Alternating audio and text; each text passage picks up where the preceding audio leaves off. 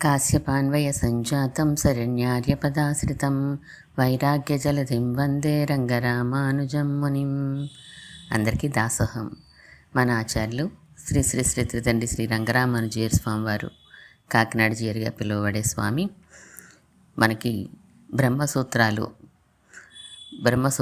ఉండే గహనమైన విషయాన్ని సులువుగా చర్చ ద్వారా మనకి తెలియచేసే ప్రయత్నంలో ఆయనెవరు నేనెవరు అదేమిటి అనే గ్రంథాన్ని మనకి అనుగ్రహించారు. విషయం గహనమైంది కనుక చిన్న చిన్న అధ్యాయాలుగా మనకి అర్థం చేసుకోవడానికి వీలుగా ఇచ్చారు. 6 అధ్యాయాలు పూర్తి చేసుకున్నాం. 6వ అధ్యాయంలో ధ్యానాన్నే వేదనం ఉపాసనం అంటారు అని మనం తెలుసుకున్నాం. ధ్యానం చేసిన ప్రతి వారికి మోక్షం రాదు. సాధన సప్తకం అంటే 7 దశలలో ధ్యానం కొనసాగించాలి అని కూడా తెలుసుకున్నాం. వర్ణాశ్రమ ధర్మాల ఆచరణ తప్పదు. కర్మ విచారం తర్వాతనే బ్రహ్మ విచారము అని ఈ విషయాలు మనం 6వ అధ్యాయంలో తెలుసుకున్నాం. 7వ అధ్యాయంలో చర్చ దేని గురించి జరుగుతుందో విందాం. వినీత, ఏం చేస్తున్నావు అడిగారు శకుంతలమ్మ గారు వంటింట్లోంచి. క్రొత్త పుస్తకాలు చూస్తున్నానమ్మా, తన గదిలోంచే కేక వేసింది సమాధానంగా వినీత. క్రొత్త పుస్తకాలేంటి? పక్కన ఉన్న సౌమ్యం చూస్తూ అడిగారు శకుంతలమ్మ గారు. ఇదిగో, ఈయనకి వేదాంతం పిచ్చిని అంటించారు కదూ మీరందరూ కలిసి. 15,000 రూపాయలు పోసి బజార్లో దొరుకుతున్న ఉపనిషత్తులు, వాటి అర్థాలు, వ్యాఖ్యానాలు ఉన్న పుస్తకాలన్నీ కొని తెచ్చారు. రాత్రి లేదు పగలు లేదు, చదువే చదువు. ఒక్క క్షణం నాతో మాట్లాడడానికి కూడా తీరిక లేదు, ధుమధుమలాడుతూ అంది సౌమ్య. అలాగా అన్నారు ఆశ్చర్యంగా శకుంతలమ్మ గారు. అల్లుడికి ఇటువైపు దృష్టి మళ్ళిందని అనుకున్నారు తప్ప ఇంత మరీ ఆసక్తి కలిగింది అని అనుకోలేదు ఆమె. అలాగా అని ఏమీ తెలియనట్లు అంటావేం? నీకు తెలుసు కదా, అమెరికాలో అయితే అసలు నాతో మాట్లాడరు. ఎంతసేపు ఆఫీస్ పని, కంప్యూటర్తో కుస్తీలు. ఇండియా వస్తే కొంచెం కబుర్లు చెప్తారు, ఎక్కడికైనా తీసుకుని వెళ్తారని అనుకున్నాను. అది లేదు. మీరంతా ఎలా కావాలంటే అలా ఉండండి. ఆయన్నన్నా వదిలేయకూడదు. వినీత ఎలాగో చెడింది, ఇక నా మాట వినదది. నేరకపోయి ఇండియాలో ఉంచేసాను దాన్ని. ఇప్పుడు నేనేం చేసేది? ఈయనకి పిచ్చి అంటుకుంది కనుక ఇక నామకం చూసేదెవరు అంటూ ముక్కు చీదింది సౌమ్య. శకుంతలమ్మ గారు విచిత్రంగా చూసి కాస్త నవ్వి తన పని తాను చేసుకుంటూ ఊరుకున్నారు. సపోర్టింగ్గా ఏం మాట్లాడలేదు. తను కూడా వచ్చి మనతో కలిస్తే ఈ ఒంటరితనం పోతుందనుకున్నారు కానీ సజెస్ట్ చేయలేదు. ఎవరంతటా వారికే పుట్టని అని అనుకున్నారు. ఇంతలో బయట సందడి వినిపించింది. సుబ్రహ్మణ్యం వచ్చినట్లున్నాడు అనుకున్నారు శకుంతలమ్మ గారు. నిజమే, డాక్టర్ సుబ్రహ్మణ్యం వచ్చారు. ఇంకా మిగిలిన వాళ్ళు రాలేదు. హాల్లో ప్రసాదరావు గారు ఓ సోఫాలోనూ, వినీత ఓ సోఫాలోనూ కూర్చుని సీరియస్గా చదివేసుకుంటున్నారు. నెమ్మదిగా ప్రసాదరావు గారి దగ్గర చేరారు డాక్టర్ సుబ్రహ్మణ్యం గారు. అన్నయ్య గారు, ఏంటంత సీరియస్గా చదువుతున్నారు అని అడిగారు. చాందోగ్యోపనిషత్తు ట్రాన్స్లేషన్ అండి. బాగుంది సుమా, ఈ మధ్యనే కొన్నాను, మరోమారు చూద్దామని తీశాను అన్నారు ప్రసాదరావు గారు. గుడ్ మార్నింగ్ బాబయ్య అన్నది వినీత. డాడీ అలా అంటున్నారు కానీ భలే సీరియస్గా స్టడీ చేస్తున్నారులే అన్నది మళ్ళా. నోరు మీవే పాప అని ముద్దుగా పిల్లని కసిరి, డాక్టర్ గారు, నేనటి చర్చలో చివరికి పట్టాభిరామయ్య గారు, పురుషోత్తం గారు కలిసి తేల్చిన విషయం ఒకటే అని అనిపిస్తోంది నాకు అని అన్నారు ప్రసాదరావు గారు. ఒకటే అంటే ఎలా? వీరు కర్మలు అవసరం లేదన్నారు, వారు అవసరం అన్నారు. తేడా స్పష్టంగానే ఉన్నదిగా అన్నారు సుబ్రహ్మణ్యం. కాదు, సరిగ్గా ఆలోచించండి. నిత్యానిత్య వస్తు వివేకం, సమధమాది సంపత్తి, ఇహాముత్రజభోగ వైరాగ్యం, మోక్షత్వం, ఈ 4 ఉంటే చాలు, కర్మలు అవసరం లేదు. బ్రహ్మ గురించి విచారించవచ్చు అన్నారు పట్టాభిరామయ్య గారు. అవునా? శ్రవణం, మననం, నిధిధ్యాసం అంటే ధ్యానం కావాలి అన్నారు. వేదాంత వాక్యాల అర్థం విని మనసులో దృఢపరుచుకోవాలి అని అన్నారు. అర్థం వినడానికి ఆసక్తి కలిగిందంటేనే జ్ఞానం కలగడానికి విరోధులుగా ఉన్న కర్మలు నశించినట్లే అని సూచించారు. వేదాంత వాక్యాల జ్ఞానం మనస్సులో స్థిరపడమే అన్నారు. అంతేనా? అంతే అనుకుంటా. పురుషోత్తం గారు ఏమన్నారు? కర్మ విచారం చెయ్యాలి, అప్పుడు బ్రహ్మ విచారంలోకి దిగాలి. బ్రహ్మ గురించి ధ్యానం చెయ్యాలి, ధ్యానం స్థిరపడితే మోక్షం అని అన్నారు. స్థిరపడాలంటే వివేకం, విమోకం అంటూ 7 చెప్పారు. ఈ 7ంటిని పట్టాభిరామయ్య గారు చెప్పిన 4ంటిని కంపేర్ చేసి చూడండి. అంతో ఇంతో పోలికలు కనబడడం లేదు. ఇంద్రియ నిగ్రహమే కదా సమధమాది సంపత్తి అంటే. అదే వివేకం. విమోకం అని చెప్పిన ఏడింట్లోనూ కనిపిస్తోంది. మొత్తం మీద ఇంద్రియ నిగ్రహం బ్రహ్మ జిజ్ఞాస, వాక్యార్థ శ్రవణం, ధ్యానం, మోక్షం అని వారు చెప్తే, బ్రహ్మ జిజ్ఞాస, ఇంద్రియ నిగ్రహం, ధ్యానం, మోక్షం అని వీరు చెప్పారు. నాకైతే రెండూ సమానంగానే తోస్తున్నాయండి. డాడీ, అసలు పాయింట్ మీరు వదిలేశారు, అదే పెద్ద తేడా. బ్రహ్మ మీద ఆసక్తి కలిగిన తర్వాత కర్మలు అవసరం లేదన్నారు పట్టాభి తాతగారు. ఇక మోక్షం ఆటోమేటిక్ అన్నట్లు మాట్లాడారు. బ్రహ్మ మీద ఆసక్తి కలిగినా కర్మలు జీవితాంతం వదలకూడదు అన్నారు పురుషోత్తం తాతగారు. మోక్షం ఆటోమేటిక్ ఏం కాదు, భగవంతుడికి ఇష్టమైతేనే వస్తుంది అన్నారు అని అన్నది వినీత. నిజమే అనుకో పాప, కానీ భగవంతుడు ఇవ్వడం ఏంటి? మోక్షాన్ని మనం పొందాలి, కానీ ఒకరు ఇవ్వడం ఏంటి? మన మనస్సుని పరిశుద్ధం చేసుకుని మనం చేసే ప్రయత్నం కదా ఇక్కడ అవసరం. ఇంకొకరి మీద ఆధారపడడం ఏంటి? రీజనబుల్గా ఉందా అన్నారు ప్రసాదరావు గారు. రీజనబుల్ అవునా కాదా అని ఎలా నిర్ణయిస్తారు అడిగారు డాక్టర్ గారు. సింపుల్, సబబుగా తోచడమే. మీకో సబబు, నాకో సబబు ఉండొచ్చు కదా. ఏదైనా ఒకటి ఆధారంగా ఉండాలి కదా ఏది సబబో చెప్పడానికి. నిజమే. ఆధారం అంటే సపోజ్ వేదం, దాన్ని ఆధారంగా తీసుకోవాలి. అలా కాకుండా ఇది రీజనబుల్ అని నేను, అది రీజనబుల్ అని మీరు, ఎవరి మేధాశక్తికి తోచినట్టు వాళ్ళని డిసైడ్ చేయడం అంత ఉచితం కాదుగా. వేదంలో ఏం చెప్పారు అన్నదాన్ని మనం ఫాలో అవడం వల్లనే. ఆగండి, ఈ వేదాంతం ఎక్కడి నుంచి వచ్చాయి? మీలాంటి నాలాంటి వాళ్లే రీజనబుల్ అని తోచింది రాశారు. దాన్నే రీజనబుల్ అని ఫాలో అవడం కన్నా వాళ్ళు రీజనబుల్ అవునో కాదో వెరిఫై చేసి ఫాలో అవడం మోస్ట్ రీజనబుల్ కదూ అన్నారు Prasadarao garu. Daddy, you are unfit for ever discussions. Veda ప్రమాణం నాట్ టు బి క్వశ్చన్డ్ అనే బేసిక్ థియరీతో బయలుదేరి వేదాంత చర్చ ప్రారంభించాం మేము. పరమాత్మ, దేవుళ్ళు, మనం అనే పుస్తకం మరోమారు చదువు. వేదాంతంలో ఉన్నదానికంటే మేం బాగా ఆలోచించగలం అనుకున్న బౌద్ధం, జైనం వగైరాలన్నింటి స్వరూపం అందులో ఉంది. అలా ఆలోచించుకో, ఏం అభ్యంతరం లేదు. అంతేకాని బ్రహ్మసూత్రాల్లో ఏముందో తెలుసుకోవాలనే చర్చ వేదాంతాన్ని ప్రమాణంగా అంగీకరించిన వాళ్ళకే తప్ప వేదం రీజనబుల్లా కాదా అని ఆలోచించే వాళ్ళకి కాదు అని నిష్కర్షగా చెప్పింది వినీత. పాపా, యు ఆర్ వెరీ రీజనబుల్. ఆ యాంగిల్ని కూడా చెక్ చేస్తున్నాను, అంతేకాని I don't want to be disqualified from your discussions అని నవ్వారు ప్రసాదరావు గారు. వినీతకి నచ్చలేదు కాబోలు సమాధానం ఇవ్వలేదు. అమ్మమ్మ అంటూ ఏదో పనున్నట్లు లోపలికి వెళ్ళిపోయింది. ఇంతలోనే అందరూ రావడం, లోపల అందరినీ పిలవడం, కూర్చోవడం జరిగాయి. కుశల ప్రశ్నలు అయిన తర్వాత ప్రారంభిద్దామా అనుకున్నారు అందరూ. వినీత ఏది అడిగారు అవధాని గారు. వస్తుంది, ప్రారంభించండి అన్నారు శకుంతలమ్మ గారు. అబ్బే, లైవ్లీగా ఉండదు అన్నారు డాక్టర్ గారు. శాస్త్రి గారు అడిగారు పట్టాభిరామయ్య గారిని. నిన్నను మీరు కర్మ విచారం బ్రహ్మ విచారానికి ముందు అవసరమే అంటే అంగీకరించలేదు. బ్రహ్మస్వరూపం తెలియక ఇలా అంటున్నానని అన్నారు. ఏమిటి బ్రహ్మస్వరూపం? బ్రహ్మని ధ్యానం చేయడం, ఆ బ్రహ్మ మనని ఇష్టపడడం, అందుకు మనం ఆయనని ఇష్టపడడం, ఇలాంటివి కొన్ని చూపించి పురుషోత్తం గారు కర్మ విచారం తప్పదు అన్నారు. ఆ బ్రహ్మ సంతోషించి మోక్షం ఇవ్వాలంటే అని. కానీ బ్రహ్మ ఎవరు మోక్షం ఇవ్వడానికి? ఆయనకి ఆలోచనలు ఉన్నాయా? అసలు ఆయన అని బ్రహ్మను ఎలా అంటాము? మోక్షం అంటే బ్రహ్మ స్వంతమా? బ్రహ్మ అంటే ఎవరు?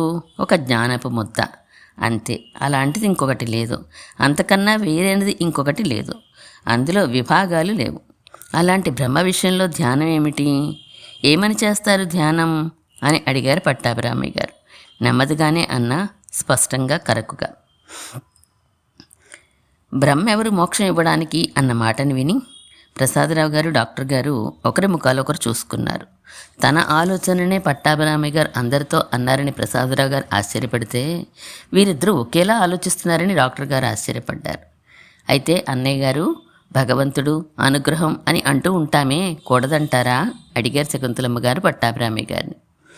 భగవంతుడు, బ్రహ్మ ఇద్దరూ ఒకరే అని వాడేస్తూ ఉంటాం, కానీ అది పొరపాటమ్మా. బ్రహ్మ కన్నా దిగువ దశలో వాడు భగవంతుడు. అదెలా అంటూ ఏదో అనబోయారు అవధాని గారు. పురుషోత్తం గారు ఆపారు ఆయన్ని. చెప్పనివ్వండి వారిని పూర్తిగా అంటూ. అన్నిటికన్నా పైదానిని గురించి తెలుసుకోవాలి కదా మన చర్చ. బ్రహ్మ గురించే చర్చిద్దాం, భగవంతుని విషయం ఎందుకు అన్నారు రఘురామయ్య గారు. అదే నేను అంటుంటా. ధ్యానం చేయడం, అనుగ్రహం కలిగించుకోవడం ఇవన్నీ భగవంతుడికి సంబంధించినవి, బ్రహ్మకి కాదు అన్నారు పట్టాభిరామయ్య గారు. మీరు బ్రహ్మధ్యానం చేయాలన్నారు కదా, ఇప్పుడు ఇలా అంటారేమిటి అడిగారు శాస్త్రి గారు. అబ్బే, నేను అలా అనలేదు. రాసుకున్న నోట్స్ చూడండి. అంతా బ్రహ్మమే, తదితర వస్తువేదీ లేదు అనే అర్థాన్నిచ్చే వాక్యాలు ఉపనిషత్తులో ఉన్నాయి. ఆ వాక్యార్థ జ్ఞానాన్ని మనసులో స్థిరపరుచుకునే యత్నం చెయ్యండి. దానినే ధ్యానం అన్నానండి అని నా భావం అన్నారు పట్టాభిరామయ్య గారు.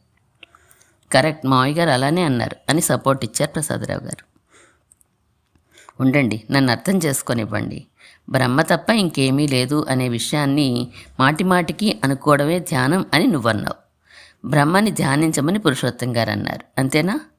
అఫ్కోర్స్, బ్రహ్మన్నా భగవంతుడినా పురుషోత్తం గారు తేడా చూపడం లేదు, నువ్వు చూపిస్తున్నావు. ఐ కరెక్ట్ అన్నారు రఘురామయ్య గారు. అంతే, జడ్జి గారు కాకపోతే ఇంకెవరు సరిగ్గా అర్థం చేసుకోగలరు అని నవ్వారు పట్టాభిరామయ్య గారు.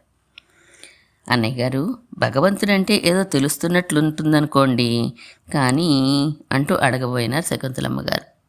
ఏం తెలిసినట్లుంది? శంఖచక్రాలు ధరించిన వాడనో, శూలం పట్టుకున్న వాడనో, పులి మీద స్వారీ చేస్తున్నామెనో, రాముడనో, కృష్ణుడనో, అయ్యప్పనో ఏదో తెలుస్తుంది, అంతేనా అడిగారు పట్టాభిరామయ్య గారు నవ్వుతూ. అంతే, భగవంతుడంటే ఇలా ఎలానో అర్థమవుతోంది, కానీ బ్రహ్మ అంటే బొత్తిగా ఒక ఐడియా రావడం లేదు. ఎలా వస్తుంది? రాదు. నువ్వు నీకు ఒక ఐడియాలో బ్రహ్మం అని అనుకుంటున్నంతకాలం రాదు చెల్లెమ్మ అన్నారు పట్టాభిరామయ్య గారు. నేను నా ఐడియా అందులో బ్రహ్మ అని కాకపోతే మరెలా తెలుస్తుంది అడిగారు ఆశ్చర్యంగా డాక్టర్ గారు. అదే తమాషా. తాను తెలుసుకునేది బ్రహ్మని అనే భావాలు నడుస్తున్నంతకాలం బ్రహ్మని ఎరగడం సాధ్యం కాదు. అది సాధ్యం కాని వారందరూ భగవంతుడు అనే దగ్గర సెటిల్ అయిపోతున్నారు, మరి దాటి రాలేకపోతున్నారు అన్నారు పట్టాభిరామయ్య గారు. అదేంటి? తెలుసుకునేవాడు తాను, తెలుసుకునేది బ్రహ్మ, ఇలా రెండు లేకపోతే ఎలా తెలుస్తుంది అడిగారు శాస్త్రి గారు. ఇదివరకు చెప్పాను, బ్రహ్మలో భేదాలు లేవు, బ్రహ్మ కన్నా భేదం లేదు, బ్రహ్మలాంటి భేదం లేదు. స్వగత, విజాతీయ, సజాతీయ భేదాలు లేనిదే బ్రహ్మ. బ్రహ్మలో భేదాలు లేవు కనుక భేదాలున్న మీరు బ్రహ్మ గురించిన ఐడియాలు ఎలా ఫామ్ చేసుకోగలరు అడిగారు పట్టాభిరామయ్య గారు. బ్రహ్మ లాంటిది, బ్రహ్మ కన్నా వేరైనది, బ్రహ్మలో విభాగాలు లేవని మీరు ఇదివరకు అన్నారు, నిజమే. బ్రహ్మలాంటిది లేదంటే ఒప్పుకుంటాం. బ్రహ్మ కన్నా వేరైనది, బ్రహ్మలో విభాగాలు అంటే కుదరడం లేదు. మనందరం ఉన్నాం కదా అడిగారు డాక్టర్ గారు. అసలు ముందు ఈ విషయం చెప్పండి. బ్రహ్మలో భేదాలు లేవు వగైరా 3 చెప్పారే, అంటే నిర్విశేష బ్రహ్మం అని మీ ఉద్దేశం. విశేషం అంటే భేదం కదా, దానికి ప్రమాణం ఏంటి అడిగారు అవధాని గారు. అవధాని గారు, అసలు రీజనబుల్గా ఉందా ఆలోచన? మనలాగే బ్రహ్మకు కూడా కాళ్ళు చేతులు ఉంటాయని, ఆలోచనలు ఉంటాయని, ఇదంతా ఏదో సృష్టించేస్తాడని, సంహరిస్తాడని, మనని రక్షిస్తాడని ఈ ఐడియాస్ అన్నీ అబ్సర్డ్గా అనిపించడం లేదు? మనకున్న గుణాలు, మన ఆలోచనలు, మన ఆశలు ఇవన్నీ బ్రహ్మ మీద రుద్దేసి బ్రహ్మకి కూడా కుటుంబం, భార్య, ప్రియురాళ్ళు, సౌఖ్యాలు, భోగాలు అంటూ అనడం no, not at all reasonable. Brahma should be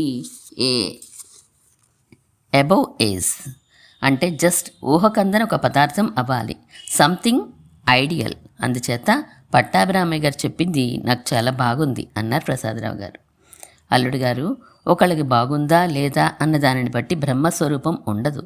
మన ప్రజెంట్ డిస్కషన్ బ్రహ్మ గురించి ఉపనిషత్తుల్లో, బ్రహ్మసూత్రాల్లో ఏం చెప్పారు అని అన్నారు రఘురామయ్య గారు. ఉపనిషత్తుల్లో మాటే నేను చెప్తున్నారా రఘు? సదేవ సౌమ్య ఇదమగ్ర ఆసీత్ ఏకమేవాద్వితీయం అని ఉన్నది. అంటే అర్థం ఇదే. సౌమ్య నాయన, ఇదమగ్రే దీనికి పూర్వం సదేవ ఆసీత్ సత్తే ఉన్నది, ఏకమేవ ఆసీత్ ఒక్కటే ఉన్నది, అద్వితీయమేవ ఆసీత్ మరి రెండవది లేకుండా ఉన్నది అని అన్నారు పట్టాభిరామయ్య గారు. సత్తే ఉన్నది అంటే ఇంకేమీ లేదని అర్థం. మళ్ళా ఏకమేవా అద్వితీయమేవా అని 2 మార్లు ఎందుకు అడిగారు డాక్టర్ గారు. అక్కడే జాగ్రత్తగా ఆలోచించాలి. ఇలా ఉపనిషత్తు ఎందుకు అని ఉంటుందా అని ఒకటే విషయాన్ని 3 మార్లు చెప్పనక్కర్లేదుగా అన్నారు పట్టాభిరామయ్య గారు. అన్నయ్య గారు, మేము ఆలోచించలేం కానీ మీరే చెప్పండి, అసలు సత్ అంటే ఏంటి? బ్రహ్మ అనేగా అర్థం అడిగారు శకుంతలమ్మ గారు. అవును, సత్ అంటే బ్రహ్మ అని అర్థం. సృష్టికి ముందు బ్రహ్మే ఉందిట, బ్రహ్మమొక్కటే ఉన్నదట, మరి రెండవది లేదట. ఇలా 3 మార్లు చెప్పడంలోనే అసలు విషయం చెప్పేశారు. బ్రహ్మే ఉంది అంటే అంతకన్నా వేరేమీ లేదు అని అర్థం. బ్రహ్మం ఒక్కటే ఉందంటే బ్రహ్మలాంటిది లేదు అని అర్థం. మరి రెండవది లేదు అంటే అందులో భేదాలు లేవు అని అర్థం.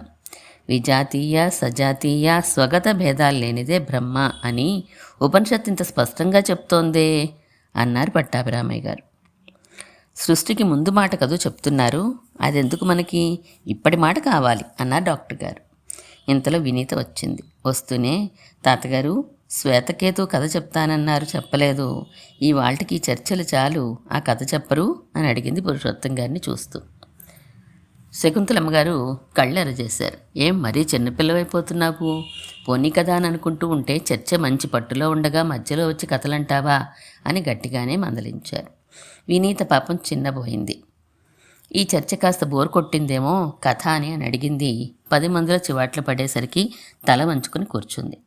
జాలి వేసింది అవధాని గారికి. చిన్నపిల్ల కదమ్మా అని సమర్థించబోయారు. డాక్టర్ గారు చిరాగ్గా, మరీ గారాబం చేయకండి, చాలు అన్నారు. పోనీలే చెప్తానులేరా అన్నారు పురుషోత్తం గారు. ఈ వాళ్ళకి సరా చర్చలు అన్నారు పట్టాభిరామయ్య గారు లేవపోతూ. కూర్చోండి, అంతా 5 నిమిషాలు అంటూ పురుషోత్తం గారు ప్రారంభించారు. వినీత, విను మరి. అనగనగా ఒక పెద్ద అడవి. జంతువుల హడావిడి తప్ప ఎంతో హాయిగా ఉంటుంది. ఎందరో మహానుభావులు అక్కడ తపస్సు చేసుకునేవారు. అందులో ఉద్దాలకుడు అని మహర్షి ఉండేవాడు. ఆయన అరుణ మహర్షి కుమారుడు. మహానుభావుడైన తపస్సు చేసి భగవద్ అనుగ్రహం చేత అసలు తత్వాన్ని తెలుసుకున్నారు. ఆ ఉద్దాలకుని కుమారుడు శ్వేతకేతు. ఇక్కడ వరకు కథ అయ్యేసరికి పట్టాభిరామయ్య గారికి అవధాని గారికి తెలిసిపోయింది. చాందోగ్యోపనిషత్ కథే ప్రారంభించారని, అందున ఇప్పుడు పట్టాభిరామయ్య గారు ఉదహరించిన వాక్యమే చెప్పబోతున్నారని. అందుకని వారిద్దరూ చిరునవ్వు నవ్వుతూ కూర్చున్నారు. మిగిలిన వారికి ఈ కథ ఏంటి చిరాకు అని అనిపించినా బాగుండదని వింటూ కూర్చున్నారు. కానీ కాసేపట్లోనే వారు కూడా కథకి లొంగిపోయి ఆసక్తిగా వినడం ప్రారంభించారు. పురుషోత్తం గారు చెప్పే తీరు అలా ఉంటుంది మరి. వినీత సరే నిమగ్నం అయిపోయింది కథలో ప్రారంభించగానే. శ్వేతకేతు అల్లరిచెరగా తిరిగేవాడు. అది చూసి ఒకనాటి తండ్రి ఉద్దాలకుడు, నాయనా శ్వేతకేతు, మన వంశంలో పుట్టిన వారెవరూ వేదాధ్యయనం చేయకుండా బ్రహ్మ విద్యలు తెలుసుకోకుండా ఉండలేదురా, ఇక బ్రహ్మచర్యానికి సిద్ధపడు అంటూ ఉపనయనం చేసి వేదాధ్యయనానికి పంపించాడు తండ్రి. శ్వేతకేతు తన 12వ సంవత్సరంలో ఉపనయనం చేయించుకుని 24వ సంవత్సరం వచ్చే వరకు సంపూర్ణంగా వేదాధ్యయనం చేశాడు. చాలా గొప్పవాడిని అనిపించింది తనకి. తెలివైన వాడైనాడు. సర్వాంగ వేదవిదుడని అనే చిన్న అభిమానంతో తండ్రి దగ్గరికి తిరిగి వచ్చాడు. చూశాడు తండ్రి. వచ్చి నిలబడ్డ తీరు చూశాడు. అడుగుతున్నాడు, నాయనా శ్వేతకేతు, మహామతిలా ఉన్నావే, ఇతరుల కన్నా గొప్పవాడినైనా అనుకుంటున్నట్టున్నావే, స్తబ్దుడివిగా అవినయంగా ఉన్నావు సుమా. సరే చెప్పు చూద్దాం, దేని గురించి వింటే సర్వం విన్నట్లవుతుందో, దేని గురించి మననం చేస్తే సర్వం మననం చేసినట్లు అవుతుందో, దేని గురించి తెలుసుకుంటే సర్వం తెలుసుకున్నట్లు అవుతుందో, ఆ ఆదేశాన్ని గురించి మీ ఉపాధ్యాయులను అడిగావా అని ప్రశ్నించాడు. తెల్లబోయినాడు కుమారుడు. ఒకటి వింటే అన్నీ విన్నట్లవుతుందా? ఒకటి మననం చేస్తే అన్నీ మననం చేసినట్లు అవుతుందా? ఒకటి తెలుసుకుంటే అన్నీ తెలుసుకున్నట్లవుతుందా? అసాధ్యం అనుకుని తండ్రి, అది ఎలాంటి ఆదేశం అని అడిగారు. ఆదేశం అంటే ఏమిటి తాతగారు అడిగింది వినీత. ఇక్కడ ఆదేశం అంటే పరమాత్మ అని అర్థమమ్మా. ఏ పరమాత్మని గురించి వింటే సర్వం విన్నట్లవుతుందో, ఏ పరమాత్మ గురించి మననం చేస్తే అన్నీ మననం చేసినట్లు అవుతుందో, ఏ పరమాత్మ గురించి తెలుసుకుంటే అన్నీ తెలుసుకున్నట్లు అవుతుందో, అలాంటి పరమాత్మని గురించి మీ ఉపాధ్యాయులను అడిగావా అని అర్థం అన్నారు పురుషోత్తం గారు. అదేంటి పురుషోత్తం గారు అలా అర్థం చెప్తున్నారు? ఉతతమాదేశ మప్రాక్ష్య అని కదూ ఉపనిషద్వాక్యం. ఆదేశం అంటే ఉపదేశ రూపకమైన వాక్యం. గురువుగారి ఉపదేశం పొందావా అని తండ్రి గారు అడగడం అభిప్రాయం అయితే, ఆదేశం అంటే పరమాత్మ అని అర్థం ఎలా వస్తుంది? ఆదిశ్యత ఇత్యాదేశ కదూ అన్నారు పట్టాభిరామయ్య గారు. కాదండి, ఆదిశ్యతే అనేన ఇత్యాదేశ అని చెప్పాలి. ఎవరి చేత ఆదేశించబడుతుందో ఆ పరమాత్మే ఆదేశం. ఆదేశ అంటే ప్రశాసనం అని అర్థం. ప్రశాసనం చేసేవాడు అని అర్థం. ఆయన పరమాత్మే కదా.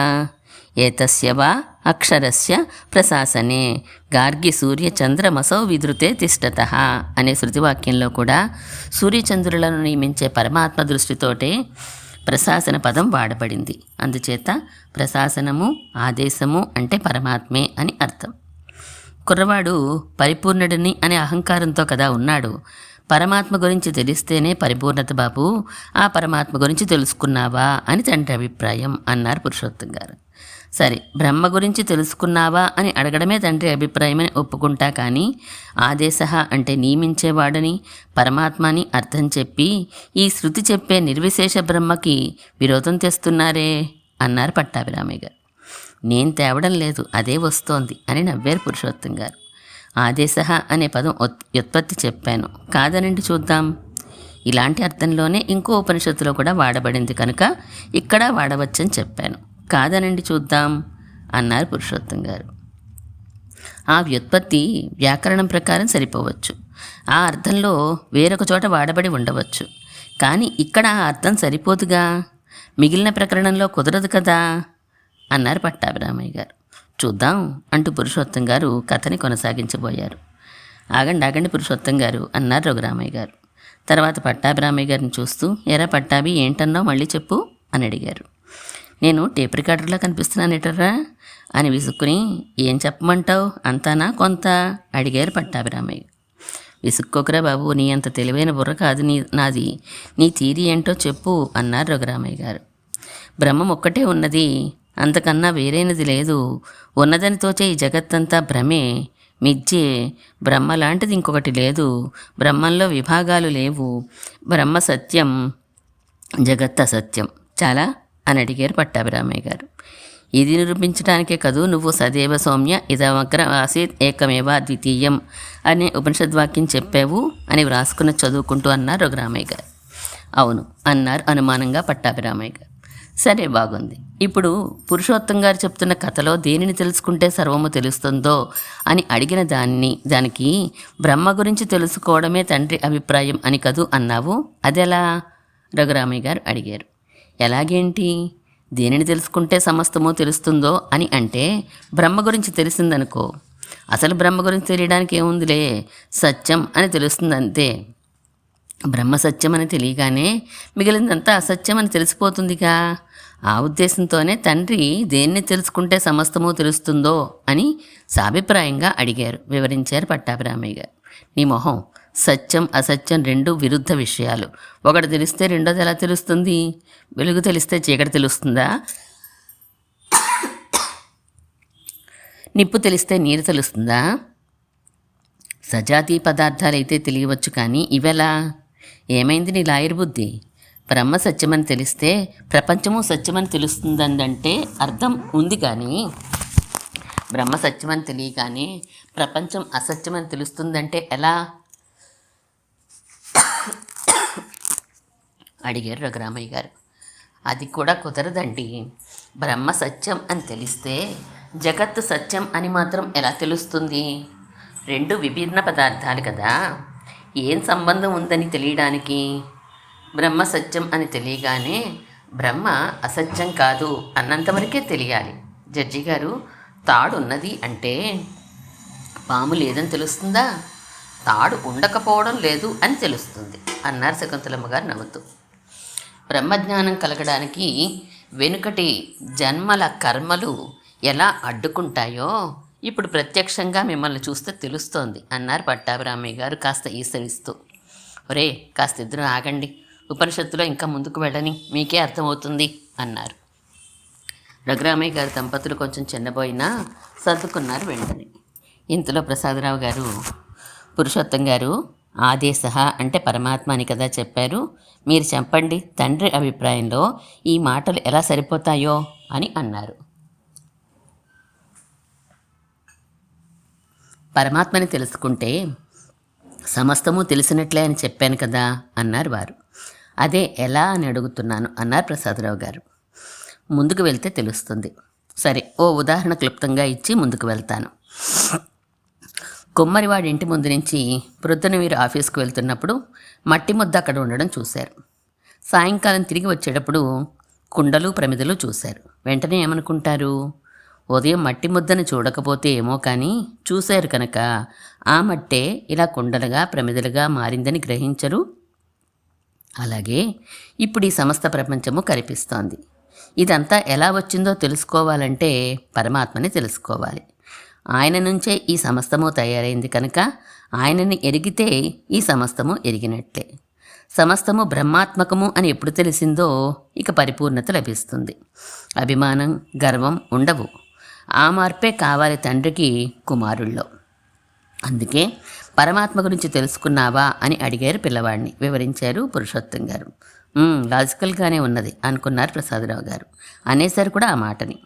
పట్టాభిరామయ్య గారు మాత్రం ఏది కథలో ముందుకు పదండి అన్నారు. పురుషోత్తం గారు కొనసాగించారు.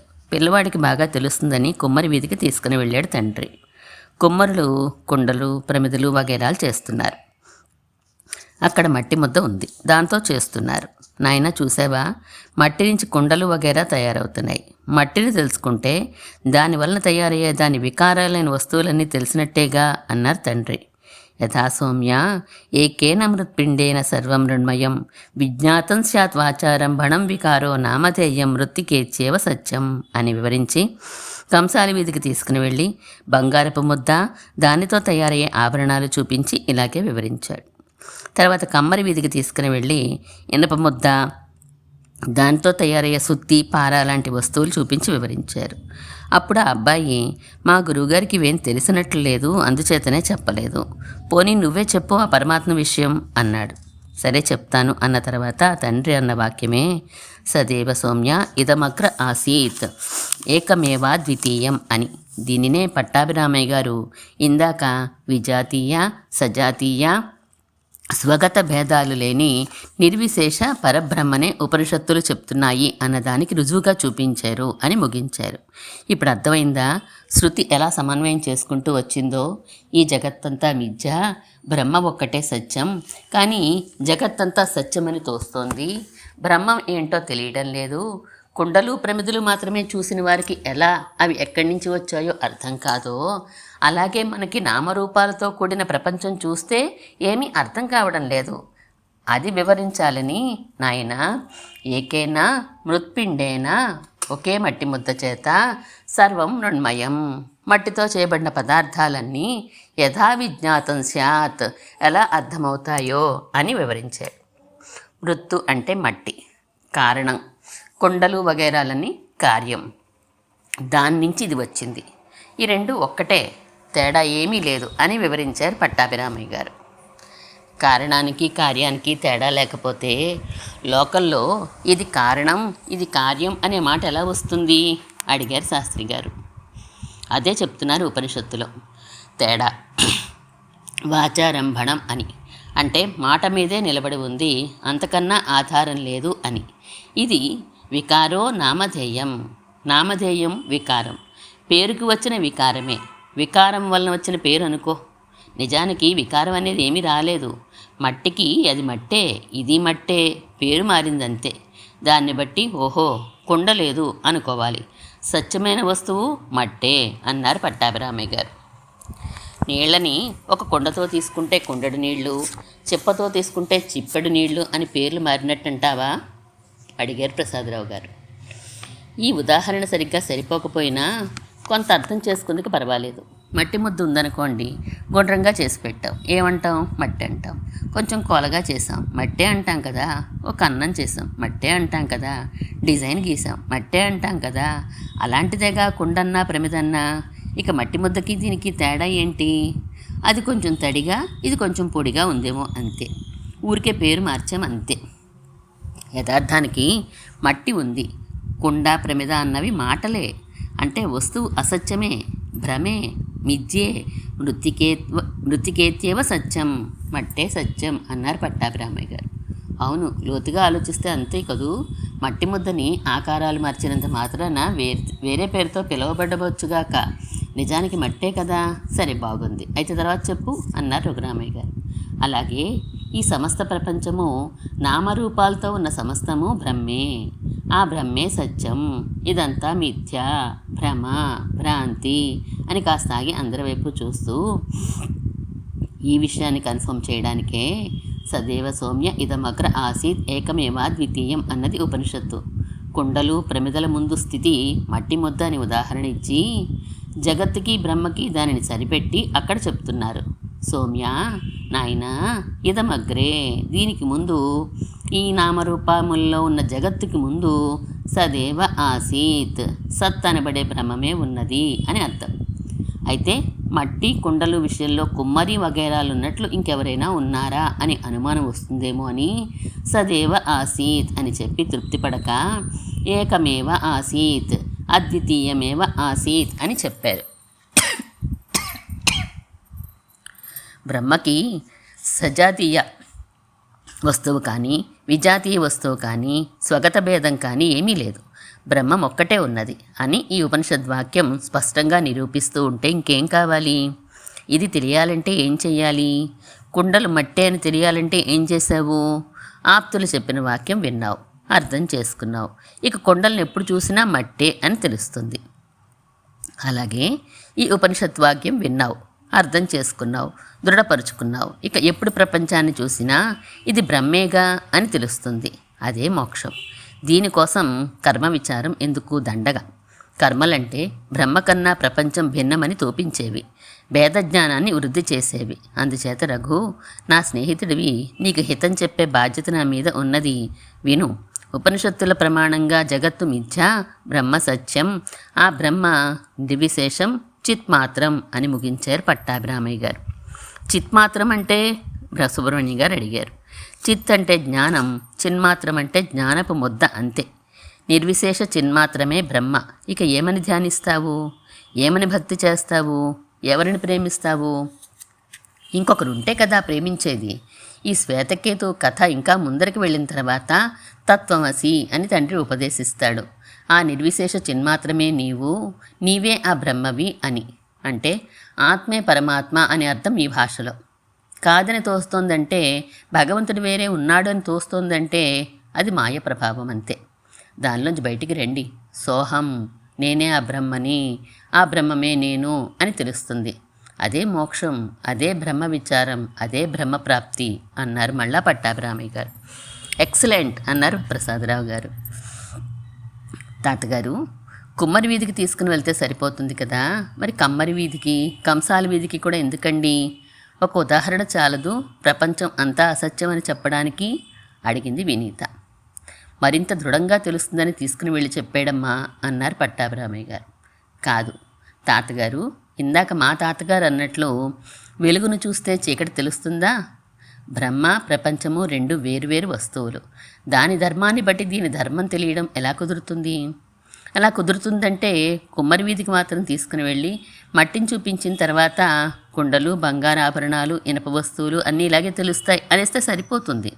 కానీ మట్టితో మట్టికి సంబంధించిన వస్తువులు, బంగారంతో బంగారానికి సంబంధించిన వస్తువులు, ఇనుముతో ఇనప వస్తువులు, ఇలా సజాతీయ వస్తువులనే చూపించాడు. అంటే ఇంకేదో అర్థం కూడా వస్తుందేమో అన్నది వినీత. ఆ తెలివితేటలకి కాస్త ఆశ్చర్యపడ్డారు అందరూ. లేదమ్మా, నీది అనవసరపు ఊహ.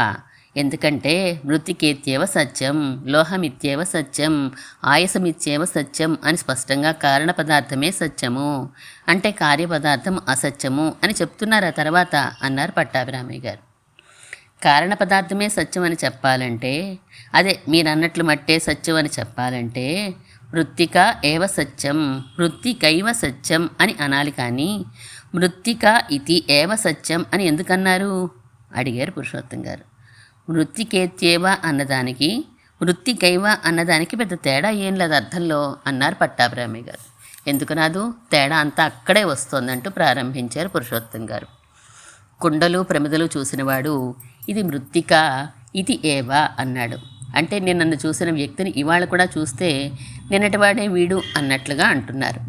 ఈ కుండలు మొదలైనవి ఆ మట్టి కంటే వేరు కాదు అని అర్థమన్నారు పురుషోత్తం గారు. నేను అదే చెప్పానుగా, పెద్ద తేడా లేదు నా రెండు పదాల్లో అన్నారు పట్టాభిరామయ్య గారు. లేదు, మీరు అలా చెప్పలేదు. మీరు సత్యపదాన్ని ఆధారంగా చేసుకుని వృత్తికే సత్యం, కుండలు వగైరాలు అసత్యం అన్నారు. నేను కుండలు వగైరాలు మట్టే కదా అంటున్నాను. సత్యం అంటే ఉన్నది, అసత్యం అంటే లేనిది అనే అర్థంలో వాడుతున్నారు మీరు. నేను ఇక్కడ సత్యం అంటే ప్రమాణ సిద్ధం అని వాడుతున్నాను నేను అన్నారు పురుషోత్తం గారు. మరోమారు చెప్పండి అడిగారు పట్టాభిరామయ్య గారు. ఇక్కడ ఈ గ్లాస్ ఉంది అన్నాను అనుకోండి, గ్లాసును చూసిన మీరు ఏమంటారు? సత్యం అంటారుగా. అలాంటి అర్థంలోనే మృత్తిక ఇది ఏవ సత్యం అని అర్థం చేసుకోవాలి అని అంటున్నాను. అంతేకాని ఇది సత్యం కనుక అది అసత్యం అని అర్థం చేసుకోకూడదు. ఇది ఎలా ఉందంటే, ఇక్కడ ఈ గ్లాసు ఉండడం సత్యం అనగానే మిగిలినవి ఉండడం అసత్యం అన్నట్లుంది. ఇది ఎలా కుదురుతుంది అన్నారు పురుషోత్తం గారు. మీరు సుప్రీంకోర్టులో ప్రాక్టీస్ పెట్టుంటే బాగా రాణించి ఉండేవారు, మెచ్చుకున్నారు పట్టాభిరామయ్య గారు పురుషోత్తం గారిని. అయితే ఈ శృతిని మీరు ఎలా చెప్తారు? బ్రహ్మము కంటికి కనిపించదు, కనిపించేది నామరూపములతో ఉన్న జగత్తే. కంటికి కనిపించిన బ్రహ్మకి కంటికి కనిపించే జగత్తుకి ఏం సంబంధమో కుర్రవాడికి చెప్పాలి. ఎలా? కుండలు ప్రమిదలు చూపించి మట్టిని చూపించారు, ఆభరణాలు చూపించి బంగారు ముద్దను చూపించారు, గడ్డపార వగైరాలు చూపించి ఇనప గుండును చూపించారు. దాని నుంచి ఇది వచ్చిందని చెప్పడమే ఇక్కడ తాత్పర్యం. కారణం కార్యం గురించి అని చెప్పడమే ప్రధానం ఇక్కడ. 3 ఉదాహరణలతో సజాతీయతని చూపించి అలాంటిదే ఇక్కడ ఉన్నది అని వివరించడం ప్రధానం. మట్టి నుంచి కుండలెలాగో బ్రహ్మము నుంచి ప్రపంచం అంతే అన్నారు పురుషోత్తం గారు. అయితే సదేవ ఏకమేవ అద్వితీయమేవ అని 3 మార్లు ఎందుకు అనాలి అడిగారు పట్టాభిరామయ్య గారు. కొండ తయారవ్వాలంటే 3 కారణాలు ఉండాలి. 1 ఉపాదాన కారణం, అది మట్టి. 2 నిమిత్త కారణం, అది కుమ్మరి. 3 సహకారి కారణం, చక్రాలు, దండం వగైరా. ఇన్ని రకాలు లేవు, అన్నీ ఆ బ్రహ్మమే అని చెప్పడానికి సదేవ ఏకమేవ అద్వితీయమేవ అని చెప్పడం జరిగింది. 153వ సూత్రం దగ్గర ఇంకా విశేషాలు విపులంగా చెప్పుకుందాం ఈ శృతి విషయంలో అన్నారు పురుషోత్తం గారు. అయితే మీరు చెప్పిన దాని ప్రకారం బ్రహ్మ ఈ జగత్తుకి కారణం అని చెప్తోందంటారు ఈ శృతి అన్నారు అవధాని గారు. పట్టాభిరామయ్య గారు అదే అన్నారుగా అన్నారు ప్రసాదరావు గారు. లేదు, మాయ కారణం అన్నారు వారు అన్నారు అవధాని గారు. పట్టాభిరామయ్య గారు మాట్లాడలేదు, ఆలోచిస్తూ ఊరుకున్నారు. అందుచేత కార్యంలో ఉన్న బ్రహ్మమే కారణంలో కూడా ఉన్నాడని ధ్యానించాలి, ఆయనని ప్రసన్నం చేసుకోవాలి, భక్తి చేయాలి. అంటే కర్మ విచారం అవసరమే అని నవ్వారు పురుషోత్తం గారు. మిగిలిన వారికి నవ్వొచ్చింది, మళ్ళా అక్కడికే వెళ్ళాం అని. పట్టాభిరామయ్య గారు వెంటనే అందుకొని, నేను చెప్పింది ఇదొక్క శృతే కాదు, నేను చెప్పిన ఇదొక్క శృతే కాదు, చాలా శృతులు చూపించారు ఈయన. ఒక పేజంతా ఉన్నాయండి ఈ శృతులు. ఇవన్నీ విష్ణు పురాణంలో కూడా చూపించారు. శృతివాక్యాలన్నీ చాలా చూపించారు ఈయన. ఈ అన్ని వీటిల్లో ఉండే వాక్యాలు నిర్విశేష బ్రహ్మమే సత్యమని, తదితరాలు అసత్యమని, మిథ్య అని ఘోషిస్తున్నాయి. అందుచేత ఈ వాదాలు అనవసరం. ఏదో 1-2 శృతులకి వేరే అర్థాలు మేధాశక్తి చేత కల్పించవచ్చునేమో కానీ మిగిలిన వీటన్నిటినీ ఏం చేస్తాం? జగత్తు మిథ్య అని నమ్మండి ఇకనైనా అన్నారు పట్టాభిరామయ్య గారు. ఆయన ధారణ శక్తికి, మెమరీ పవర్కి ఆశ్చర్యపోతూ లేచారందరూ. ఆ రోజుకి చర్చ వాయిదా వేసి ఒక పేజంతా శృతి వాక్యాలు చూపించారండి మన పట్టాభిరామయ్య గారు. అవన్నీ నేను ఇక్కడ చదవలేదు, మీరు చదివే ఇంట్రెస్ట్ ఉంటే కోశంలో చూసుకోవచ్చు. ఇన్ని శృతులు చూపించి వీటన్నిటికీ ఎలా అర్థం చెప్తారు, మీరు ఎలా సమన్వయం చేస్తారు అని పట్టాభిరామయ్య గారు అడిగారు. ఇక్కడితో చర్చ ముగిసింది. శ్రీమన్మహాభూతపురే శ్రీమత్ కేశవ యజ్వరః కాంతిమత్యాం ప్రసూతాయ ఇతి రాజాయ మంగళం.